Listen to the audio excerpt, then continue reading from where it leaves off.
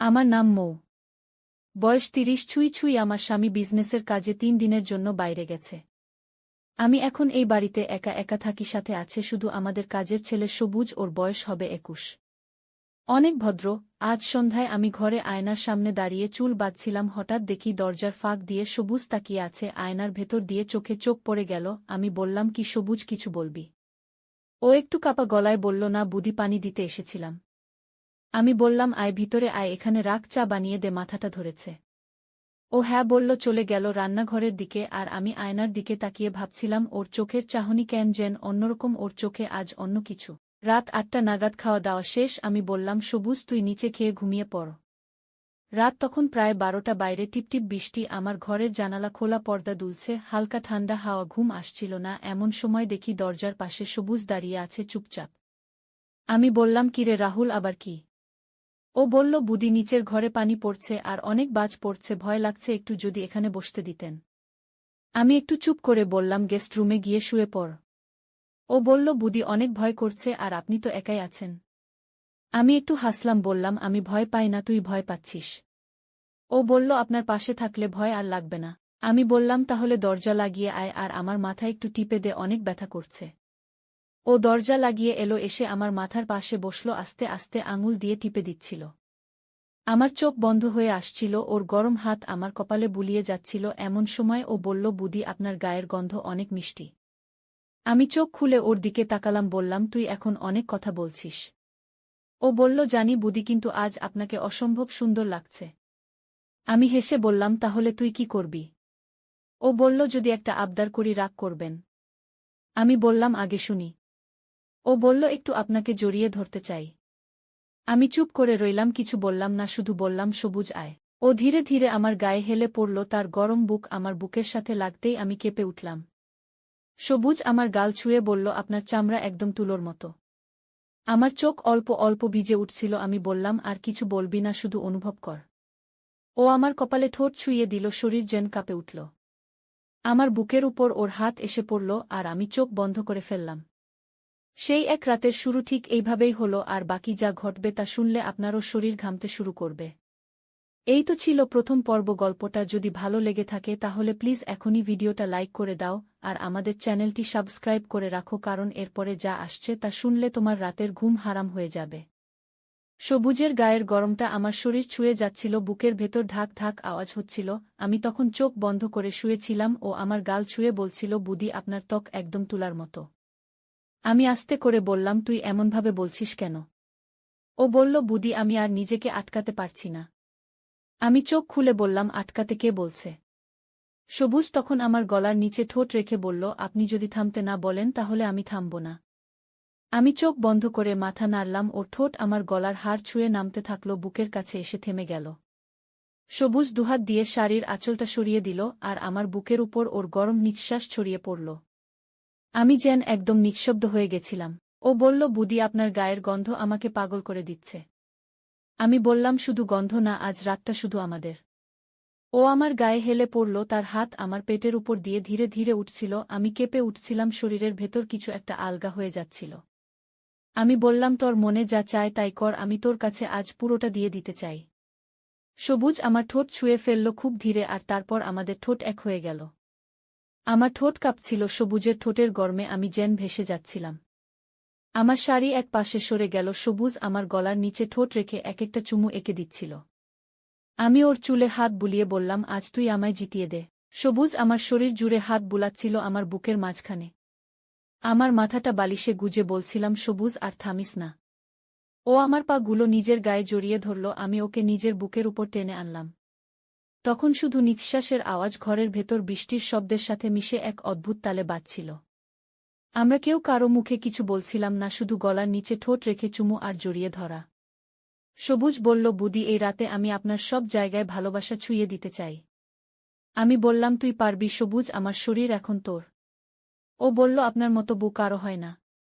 আমি বললাম, তুই যা করছিস কর, কিন্তু আজ তুই থামবি না। ও বলল, আমি আপনাকে শেষ পর্যন্ত ভালোবাসতে চাই। আমার ঘরের বাতি তখনও জ্বলছিল, কিন্তু ঘরের ভেতরে যেন লাল আলোয় আগুন জ্বলছিল। সেই আগুনে আমরা দুজন একে অপরের মধ্যে হারিয়ে যাচ্ছিলাম। আমার পায়ের আঙুল কেঁপে উঠছিল, ওর স্পর্শে আমার ঠোঁট থেকে শুধু নিঃশ্বাস বের হচ্ছিল। আর সেই রাতে আমি বুঝলাম আমি কতদিন ধরে এই ভালোবাসা খুঁজছিলাম। সবুজ আমার পাশে শুয়ে ছিল, ওর বুকের ধাক্কা আমার পিঠে লাগছিল, আমি চোখ বন্ধ করে অনুভব করছিলাম ওর নিঃশ্বাস আমার কানের পাশে এসে কাঁপছিল। ও ফিসফিস করে বলল, বুদি জানো, তোমার পিঠে হাত রাখলেই মনে হয় আমি কোনো নরম বিছানায় হাত রেখেছি। আমি ধীরে ওর দিকে ফিরলাম, আমার চুলগুলো গড়িয়ে পড়ল ওর বুকে। ও হাত বাড়িয়ে আমার চুলগুলো আলতো করে ঠিক করে দিল। আমি ওর বুকে হাত রাখলাম। সবুজ আমার কপালে চুমু খেয়ে বলল, আমি তোমায় চোখে চোখে দেখতে চাই সারারাত। আমি বললাম, চোখে চোখ রেখে যদি কেউ ভালোবাসা পড়ে তাহলে আমিও তোর চোখে হারিয়ে যেতে চাই। সবুজ আমার গাল ছুঁয়ে বলল, আমি তো তোমার প্রতিটা কথা, প্রতিটা স্পর্শে নিজেকে হারিয়ে ফেলছি। আমি ওর বুকের উপর মাথা রাখলাম, মনে হচ্ছিল আমার পৃথিবীটা এখন শুধু এই বুকের মধ্যে। ও হাতটা আমার পিঠ বেয়ে নামিয়ে কোমরে রেখে বলল, আপনার শরীর আমাকে শান্ত করে আবার অস্থিরও করে। আমি বললাম, তুই যেটা পারিস সেটা কর, শুধু আমাকে ছেড়ে যাস না। সবুজ বলল, এই শরীর এই মন আজ থেকে শুধু আমার, আমি প্রতিটা নিঃশ্বাসে তোমাকে চাই। আমি চোখ বন্ধ করে ওকে বুকের মধ্যে জড়িয়ে ধরলাম। সবুজ আমার কানের কাছে মুখ এনে ফিসফিস করে বলল, আপনি জানেন আমি কতবার আপনাকে স্বপ্নে পেয়েছি। আমি বললাম, আর এখন তো স্বপ্ন না, সব সত্যি। ও আমার হাতটা চেপে ধরল আর বলল, আজ আপনি যা বলবেন আমি সব করব।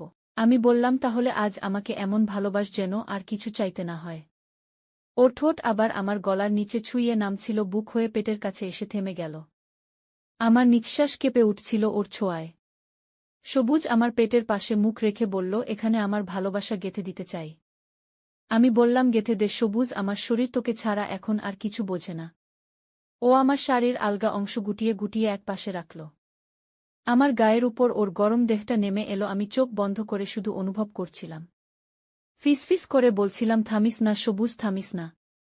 সবুজ বলল, আজ আমি শুধু তোমায় পেতে এসেছি, কোনো শব্দ নয়, শুধু ভালোবাসা। আমরা একে অপরের শরীরে হারিয়ে যাচ্ছিলাম। ঘরের বাতাস ভারী হয়ে উঠছিল নিঃশ্বাসের শব্দে, ভালোবাসায়। আমি অনুভব করছিলাম আমার প্রতিটা সেল ওর স্পর্শে জেগে উঠছে। ও বলল, বুদি এই রাতে আমি শুধু তোমার হতে চাই। আমি বললাম, আমি তো আগেই তোকে দিয়ে দিয়েছি নিজেকে, তুই শুধু আজ আমাকে ভরিয়ে দে। সবুজ আমার গাল ছুঁয়ে ঠোঁটে এক টুকরো চুমু রাখল আর বলল, আমি থামব না যতক্ষণ না আপনি বলবেন থামতে। আমি চোখ বন্ধ করে ওর বুক জড়িয়ে বললাম, থামিস না সবুজ, আজ আমি তোর মাঝে হারিয়ে। ভোরের আলো জানালার পর্দা পেরিয়ে ধীরে ধীরে ঘরের ভেতরে ঢুকছিল। আমার চোখ আধা বন্ধ ছিল, সবুজ আমার পাশে এক হাতে আমাকে জড়িয়ে ঘুমাচ্ছিল। ওর বুকের নিচে আমি মাথা রেখে শুয়েছিলাম, শরীরটা এখনো কেমন নরম হয়েছিল। ওর গায়ের গন্ধ এখনো আমার গায়ে লেগেছিল। আমি ধীরে ধীরে ওর বুকে হাত রাখলাম। সবুজ একটু নড়ল, ও চোখ খুলে আমার দিকে তাকিয়ে মুচকি হেসে বলল, বুদি আপনি এখনো জেগে আছেন। আমি বললাম, তোকে জড়িয়ে ঘুমানোর মতো শান্তি আর কিছুর মধ্যে পাই না। সবুজ আমার কপালে চুমু খেয়ে বলল, আমি না জানতাম না আপনি এতটা কোমল, একটা সুন্দর। আমি হেসে বললাম, তুই কাল রাতে আমাকে নতুন করে চিনেছিস। ও বলল, আপনার প্রতিটা স্পর্শ এখনো আমার মনে হচ্ছে। আমি বললাম, শুধু মনে নয়, আমার শরীর এখনো কাঁপছে তোর ভালোবাসায়। সবুজ আমার মুখটা হাতে নিয়ে বলল, আমি তো শুধু আপনাকে ভালোবাসতে চেয়েছি বুদি, আর কিছু চাইনি। আমি বললাম, আর আমি আজ নিজেকে তোকে দিয়ে দিয়েছি সবুজ, কারণ তুই সেটা পাওয়ার মতো করে ভালোবেসেছিস। সবুজ আমার ঠোঁটে হালকা একটা চুমু দিল, তারপর বলল, আজ আমি চাই আপনি শুধু আমার হয়ে থাকুন। আমি বললাম, আমি তোর ছিলাম, তোরই আছি। সবুজ আমাকে বুকের মধ্যে জড়িয়ে বলল, আপনার শরীর আমার বুকের সাথে লাগলে মনে হয় আমি বেঁচে আছি। ওর হাত আমার পিঠে নামছিল, আমি চোখ বন্ধ করে বললাম, আর কোনো দিন ছেড়ে যাস না। ও বলল, আমি থাকব প্রতিদিন আপনার পাশে এইভাবে। আমরা বিছানায় পাশাপাশি শুয়েছিলাম, জানালার বাইরেই বৃষ্টির শব্দ শুরু হয়ে গেল। সবুজ বলল, বৃষ্টি হলে আমার আপনাকে ছুঁতে ইচ্ছে করে আরও বেশি। আমি হেসে বললাম, তাহলে তো আজ সারাদিন বৃষ্টি হোক। ও বলল, তাহলে তো সারাদিন আপনাকে ছুঁয়ে থাকতে পারব। সবুজ আমার গায়ের উপর হেলে পড়ল। আমি বললাম, তুই আবার শুরু করবি নাকি? ও বলল, থামতে পারছি না বুদি, আপনি আমাকে অস্থির করে দিচ্ছেন। আমি ওর কানে মুখ এনে বললাম, আমি তো চাই তুই অস্থির হবি। সবুজ বলল, তাহলে আপনি নিজেই বলুন এখন কি করব। আমি বললাম, আবার আমাকে ভালোবাস, শুধু একটু একটু করে। ও আমার ঠোঁটে ঠোঁট ছুঁয়ে দিল, খুব ধীরে, খুব নরমভাবে। ও বলল, বুদি আপনি তো এক একটা ছোঁয়ায় আমাকে পাগল করে দিচ্ছেন। আমি বললাম, তুই তো শিখিয়েছিস ভালোবাসা মানে কি। ওর ঠোঁট আমার গলার হারে নামছিল, বুকের কাছটা আবার গরম হয়ে উঠল। আমি চোখ বন্ধ করে বললাম, সুন্দর হলে শুধু তোকে ভালোবাসার জন্যই। ও আমার শরীর জুড়ে হাত বুলাচ্ছিল, আবার আমার বুক থেকে পেট হয়ে নেমে যাচ্ছিল। আমার নিঃশ্বাস ভারী হয়ে উঠছিল, আমি কাঁপছিলাম ওর ছোঁয়ায়। সবুজ বলল, বুদি আপনি যদি এখন না থামান আমি আর নিজেকে থামাতে পারব না। আমি বললাম, থামতে কে বলছে, তুই আজ আমাকে আবার জিতে নে। ঘরের বাতিটা নিভে গেছিল, শুধু জানালা দিয়ে আসা আলো আর বৃষ্টির শব্দে ভর করে আমাদের ভালোবাসা আবার জেগে উঠল। সবুজ আমার শরীরের প্রতিটা জায়গায় চেনা ছোঁয়া রেখে যাচ্ছিল আর আমি সেই ছোঁয়ায় ভেসে যাচ্ছিলাম। আমি জানতাম এই ভালোবাসা লুকিয়ে রাখা যাবে না, তবুও এই মুহূর্তে আমি কিছু ভাবতে পারছিলাম না। আমরা শুধু একে অপরকে চাইছিলাম নিঃশব্দ ভালোবাসার মধ্যে।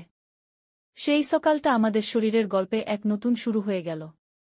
সকালটা যেন আজ একেবারে অন্যরকম ছিল। ঘুম থেকে উঠেই বুঝে গেলাম এই সকালটা আর আগের মতো নয়। সবুজ আমার পাশেই শুয়ে ছিল, ওর হাতটা এখনো আমার কোমরে রাখা। আমি ধীরে করে ওর হাতটা সরিয়ে উঠে দাঁড়ালাম। ঘরের জানালা দিয়ে রোদের আলো পড়ছিল, কিন্তু আমার চোখে ছিল কেবল অন্ধকার। আমার ব্যাগটা রাতেই গুছিয়ে রেখেছিলাম, জানতাম এই সকালেই চলে যেতে হবে। সবুজ এখনো ঘুমোচ্ছিল, আমি জানতাম ওর ঘুম ভাঙলে আমি আর বের হতে পারব না। আমি আয়নার সামনে দাঁড়িয়ে শেষবারের মতো নিজেকে দেখলাম, আমার গলায় এখনো ওর স্পর্শের দাগ, বুকের উপর ওর ভালোবাসার চিহ্ন। আমি ওর মুখের দিকে তাকালাম, একটানা চেয়ে থাকলাম, ওর নিঃশ্বাস এখনো আমার হৃদয়ে দুলছিল। সবুজ হঠাৎ চোখ খুলল, আমাকে দাঁড়িয়ে থাকতে দেখে বলল, বুদি কোথাও যাচ্ছেন?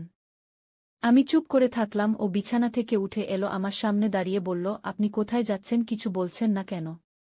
আমি বললাম, সবুজ তোর সাথে এই ভালোবাসা আমার জীবনের সবচেয়ে সুন্দর ভুল। ও বলল, ভুল বলছেন কেন, আপনি তো আমাকে সত্যি ভালোবেসেছেন। আমি চোখের পানি চেপে বললাম, হ্যাঁ ভালোবেসেছি, আর সেই ভালোবাসার জন্যই আজ আমাকে চলে যেতে হচ্ছে। সবুজ বলল, আপনি গেলে আমি কার কাছে গিয়ে বলবো ভালোবাসি? আমি বললাম, কাউকে কিছু বলতে হবে না, তুই শুধু মনে রাখিস একটা বুদ্ধি তোকে নিজের থেকে বেশি ভালোবেসেছিল। ও আমার হাত ধরে বলল, আপনি চাইলে আমরা পালিয়ে যেতে পারি, আমরা অন্য কোথাও গিয়েও থাকতে পারি। আমি মাথা নেড়ে বললাম, পালিয়ে যাওয়া ভালোবাসা নয়, সেটা দায়িত্ব থেকে পালানো। সবুজ আমার চোখের দিকে তাকিয়ে বলল, আমি আপনাকে ছাড়ব না বুদি, আপনি আমার হৃদয় হয়ে গেছেন। আমি ওর গালে হাত রেখে বললাম, সবুজ কখনো কাউকে এইভাবে ভালোবেসো না, কারণ ভালোবাসা যখন সমাজ মেনে নেয় না তখন সেই ভালোবাসাই একদিন বিষ হয়ে যায়। ও কান্না চেপে বলল, আমি তাহলে এখন কি করব? আমি বললাম, এই ভালোবাসাকে মনে রেখে তুই সামনে এগিয়ে যা, আমি তোকে বাধা হতে চাই না। সবুজ বলল, আপনি চলে গেলে আমার বাঁচা মরে সব এক হয়ে যাবে। আমি ওর কপালে চুমু দিয়ে বললাম, এই চুমুটা রাখ তোর বুকের ভেতর সারা জীবন। ও আমাকে জড়িয়ে ধরল খুব শক্ত করে, আমার গালে ওর চোখের জল পড়ছিল। আমি বললাম, সবুজ এবার আমাকে যেতে দে, নয়তো আমি আর নিজেকে থামাতে পারব না। ও আস্তে করে বলল, আমি আপনাকে ভালোবেসেছিলাম, এখনো ভালোবাসি, আর সারা জীবন ভালোবাসব। আমি দরজার দিকে এগিয়ে গেলাম, পেছনে ওর গলা ভাঙা আওয়াজ শুনলাম, বুদি প্লিজ একবার পিছনে তাকাও। আমি থামলাম না, আমার চোখ তখন শুধু পানি আর বুক জুড়ে একটা ভার। দরজার কাছে এসে আমি একবার আকাশের দিকে তাকালাম আর মনে মনে বললাম, সবুজ তোকে আমি ভালোবেসেছিলাম এবং আজও ভালোবাসি, কিন্তু এই ভালোবাসা কাউকে বলার নয়, শুধু মনের ভেতরে রাখার। সেই শেষ সকালটা আমাদের ভালোবাসার শেষ চিহ্ন হয়ে রয়ে গেল। আর সবুজ, ও হয়তো আজও কোনো জানালার পাশে দাঁড়িয়ে বলে যায়, বুদি আমি এখনো আপনাকেই ভালোবাসি।